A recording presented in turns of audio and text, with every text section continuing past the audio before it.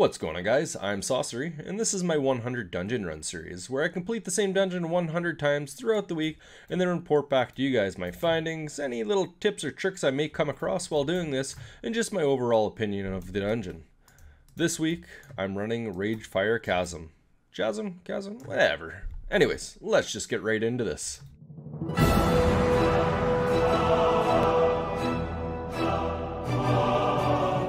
Now I'm going to start this off just by showing everybody where the Ragefire dungeon is, just for guide's sake. I'm sure most people, or if not everybody, knows where it is if you played this game in the last 10 years. I mean, it is the first dungeon of the game, essentially, for the Horde. So the dungeon's in Orgrimmar. You're going to want to hit up the drag, take this tunnel, it'll bring you down to the Cleft of Shadows, hit a hard left as soon as you get to the bottom, and here's the instance portal. But yeah, I can't see not very many people not knowing where this is, unless maybe you're Alliance, in which case you should probably just reroll. Yeah, just reroll. So for the actual dungeon run itself, the dungeon is pretty linear. So you're going to go from the beginning, run to the end, at which point you're either going to go in reverse, run back out, reset the dungeon, or if you're a druid or another class with a teleport ability, use that, reset the dungeon, teleport back in, and it'll just put you right outside the dungeon. For a few things I noticed inside of the dungeon, though, is there's a group of mobs that spawns right at the beginning, so you're going to want to jump over the wall here just to get in front of them a little bit. Kill them before they get to the guards, because the guards will kill them, and that's just a few extra mobs you can loot. Going down this hallway, I noticed some of these mobs, they will evade on you, lock you in combat, which won't let you teleport out of the dungeon. Specifically this orc here, he's giving me a lot of problems, so I tend just to kill him along the way. I like to train everything down this hallway till I get to the boss, kill the boss, loot everything, go on from there. For this run here, I'm not going to be looting anything because I've already done my 100 runs. Don't want to skew my results too much. Just going to kill this shit. If you're a class that has a sprint ability or movement abilities, I usually start them at this point after I aggro this guy, and I pretty much just train everything to the end of the dungeon. One thing you're going to want to be mindful of, rather, is the next boss just up around this corner. He's a caster boss, and he tends to clip through the terrain, and he has a channeling spell.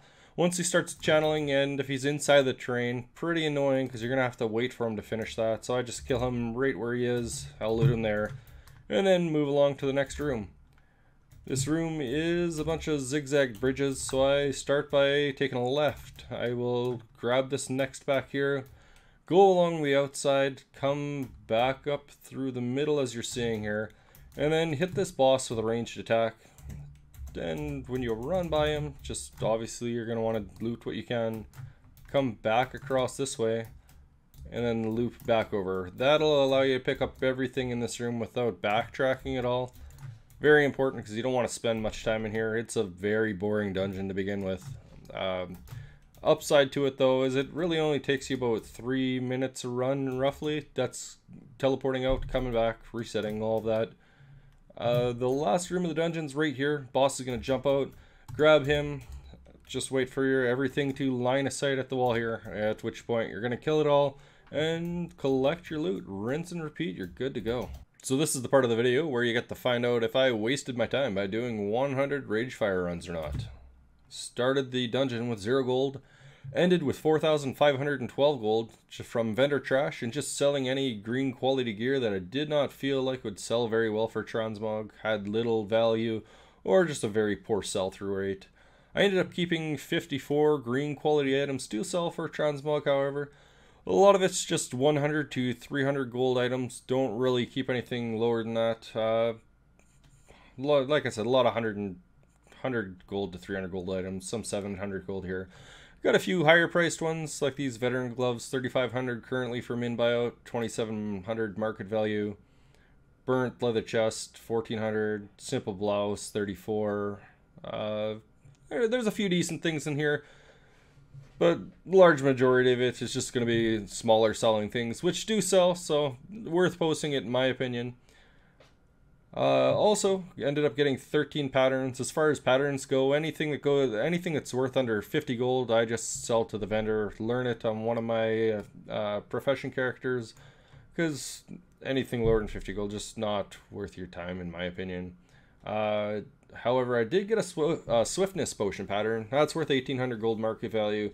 Super pumped to actually get that. That's not something I have on my alchemist, so I do plan on crafting the potions when I learn this, because I'll make my gold back in no time. I occasionally sell swiftness potions from time to time, and they do move pretty quick. So I ended up keeping 4,069 linen that I got throughout the dungeon.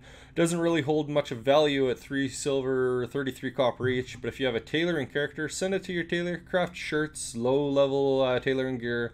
Does actually do quite well in the auction house. You'll make a decent profit off of that. And then for just miscellaneous items, I got 64 aquamarines, worth 39 gold each on my server. Not too bad, but I will be keeping those for crafting purposes. And same thing with the star rubies, 78 of those. I'll be sending those to my blacksmith for some transmog crafting as well. So before I started these runs, my bags were empty, so we're just going to hit my TSM macro here, which will give me the market value of everything on my bags. So let's just hit that in a second. And it comes up to 48,803 gold. So I didn't come out with nothing. Yeah, I wasted my time in Ragefire. Got a little bit of gold, but not really the greatest. But got to start somewhere, right? This is the first dungeon of the game. Can't really expect a whole lot out of it. Definitely be more profitable dungeons we'll be doing in the future. And speaking about the future, plan on doing one of these every single Monday. So if this is something you're interested in, maybe hit that subscribe button and the notification bell as well, so this does pop up in your feed. And that's pretty well going to wrap up this video, guys. Social media links there in the description. Patreon and Twitch are as well. Maybe you guys want to hop on over and check me out at Twitch sometime. I do some loot appraiser runs. Could be fun. But that's it for now. TooSaucery out.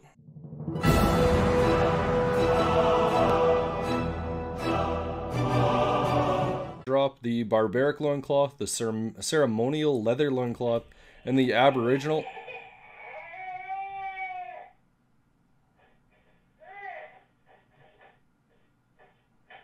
Why'd he wake up?